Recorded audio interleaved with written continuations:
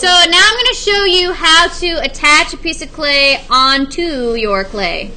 So if you are making, something that requires adding pieces on, this is how you need to do it. And we do it this certain way because it helps keep the clay together. It's less likely to fall apart and break when it dries.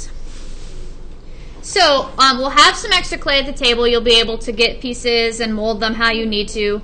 So I think I will give I'm going to make a little character here, some ears.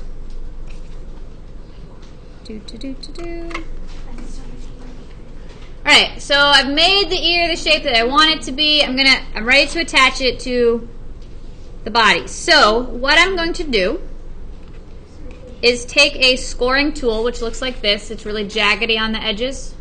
The edges are jaggedy. I'm going to scratch it up one direction, turn it, scratch it up again, so it's got like a crisscross on there.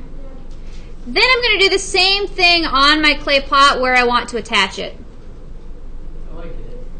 Then we're going to use what's called slip. It's going to be in jars like this, or there's some other little jars. I'm going to use what's in this big stuff because I know it's nice and wet. So basically slip it's just watered down clay.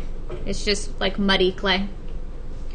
And I'm going to put that onto the piece that I'm attaching. Put that onto the space on my clay. And I'm going to wiggle it back and forth. It's going to do a little bit of a suction cup effect and kind of pull it together. I'm going to push it down a little bit, wiggle it, push it a little bit, wiggle it. And then I can wipe away this extra clay.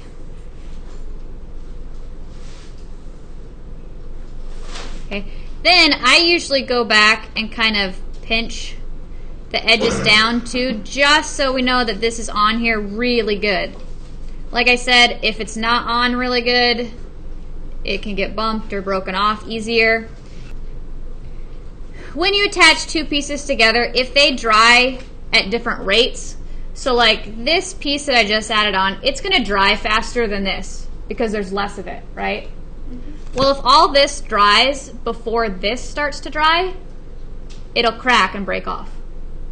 So that's why it's really important that we use that slip and we do a good job getting those two pieces together.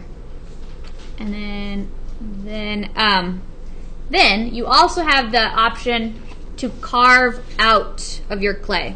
Okay, I kind of talked about that a little bit too. So say where I'm going to give this guy some eyes, I want it to carve into it a little bit, or maybe you want to carve your name or some designs or something, and you would use a tool like this. It's got just a little hook on the end.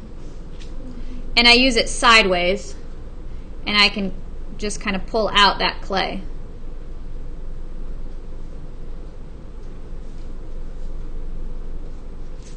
In the shape that I need it to be.